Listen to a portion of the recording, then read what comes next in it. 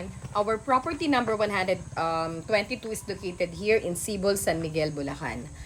Clean TCT non-CLOA title, updated ng real property tax with the total area of 13,221 square meters or 1.3 hectares. Ito naman po ang Barangay Road na kung saan po direktang katabi po ng property. Kaya madali po ang access papunta po dito.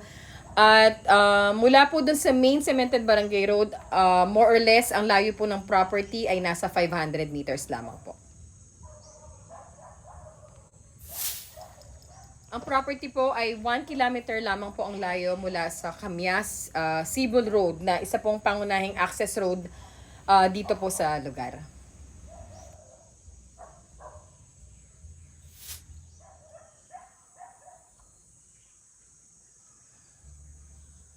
Ang property po ay meron pong 6 meters road frontage dito sa Barangay Road.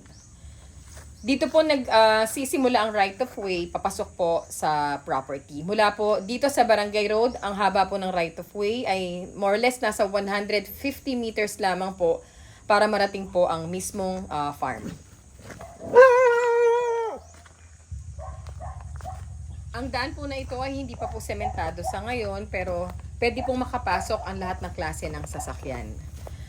Ito po ang private right of way papasok po sa property at binili po ito mismo nila owner para po magkaroon ng sariling legal at permanent access po papunta sa 1.3 hectare farm nila.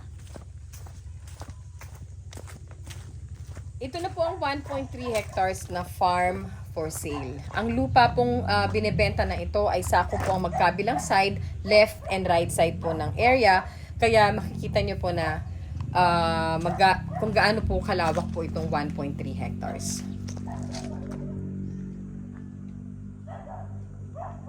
Marami na rin po dito mga nakatanim na kasalukuyan sila owner.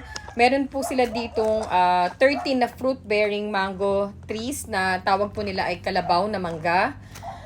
Humigit kumulang din na 800 na puno ng kalamansi na namumunga na po. Maaari din po itong maging source of regular harvest at additional income ng magiging new owner po ng farm.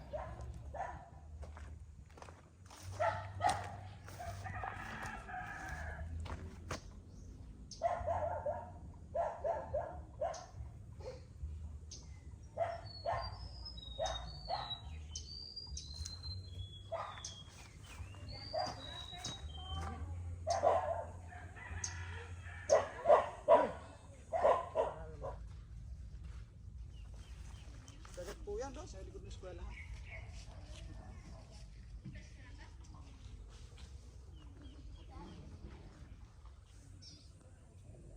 Meron din po dito sila owner sa loob ng farm na 3 deep wells o tawag po nila ay poso at meron din silang 2 malaking water tanks.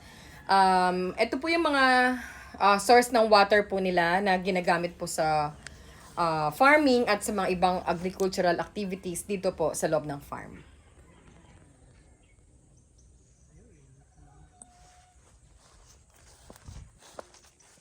Isa po sa magandang advantage po ng property na ito, wala po itong recorded flood history. Nasa higher elevation po siya, 132 feet above sea level. So hindi po ito kabilang sa mga mabababang lugar na madaling baen dito sa lugar po ng Bulacan.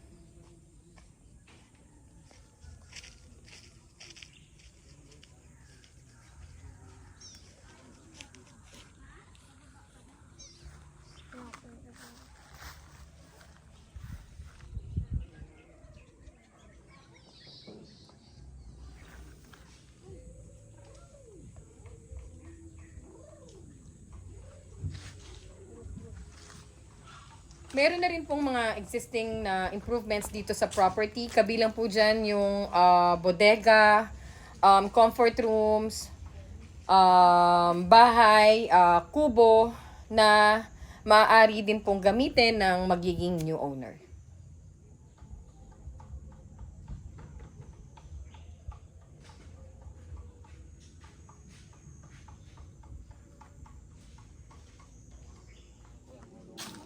Ito yung mga kulungan ng baboy. May zoning permit ba to?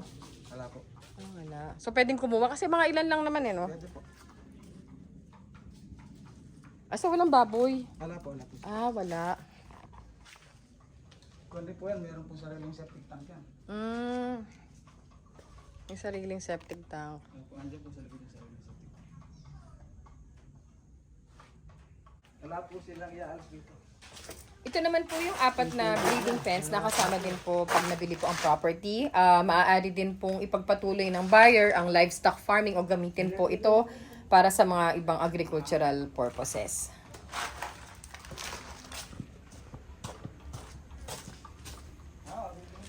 At hanggang dito lamang po ang area ng lupa dito po sa may puno ng saging. Maganda rin po ang terrain ng property, halos patag po siya at very usable. Sa kabuuan, develop na po ang property at madami na po itong existing na improvements. May sarili pong water source, may magandang elevation, hindi po binabaha ang lugar, marami pong mga existing na structures, facilities na pwede na pong gamitin na magiging new owner.